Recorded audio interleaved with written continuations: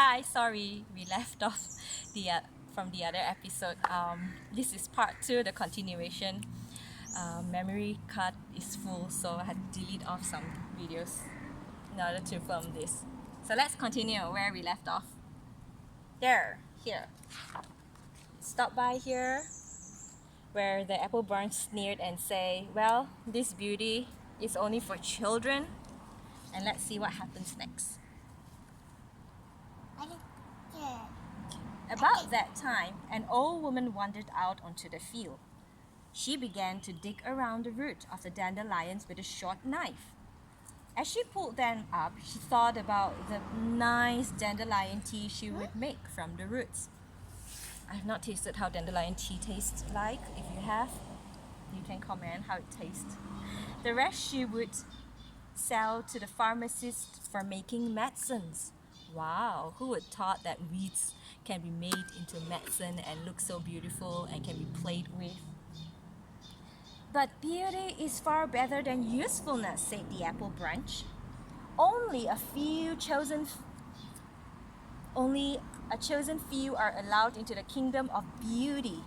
Well, there is a difference among plants just as among people. Then the sunbeam spoke about the eternal love of God for all He has created and for every living thing, and about how all things are equal, both in time and eternity. That is merely your opinion, said the apple branch. Something to ponder about, right? This particular paragraph. That in the eyes of God, all things are equal. Just then, some people walked into the room, followed by the young baroness. She had arranged the apple branch so beautifully in the crystal vase and placed it in the sunlight. She was carrying a flower of some kind, protected by a cone of large leaves, so that not a bit of the draft or breeze could damage it. This one. Yeah. She was more careful with it than she had ever been with the lovely apple branch. See? The leaves. And what is she holding? She gently peeled away the leaves, releasing the delicate, misty crown of seeds of the yellow dandelion, known as the devil's milk pail. So this was the flower she had carried so carefully, in order that none of its fairy feathers would blow away. It was perfectly whole. The Baroness marveled at its pretty shape, its transparency, its unique and complex combination of patterns, all made to be carried away by the wind. Wow, so beautiful. This dandelion, which is also called the devil's milk pill. Look, how the Lord must have enjoyed designing this one, she sighed. I'll paint a picture of it beside the branch. Everyone agrees that the apple branch is pretty, but even this modest flower has a beauty of its own. They are very different, yet both are children of the kingdom of beauty. And the sunbeams kissed the poor dandelion blossom as well as the apple blossoms. Then it seemed for a moment as if the apple branch blushed.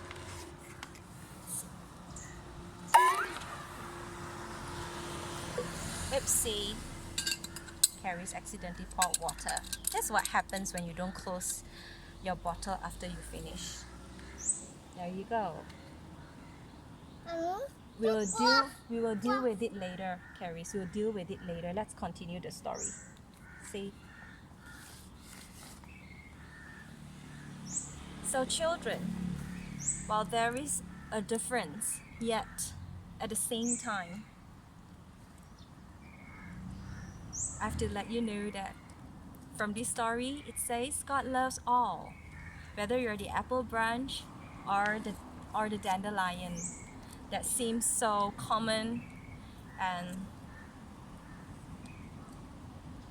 so common and everywhere.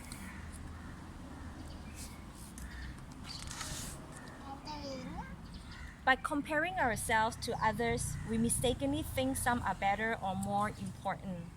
So, what attitude should we have toward ourselves and others? Something for you to ponder as you look through and think about this story. More. See you next time. More. Caris wants more. I'm sure you want more. I will see you in the next episode of Bukatika with Charisma. Thank you for joining us. Bye. Say see you next time. More. Say see you next time.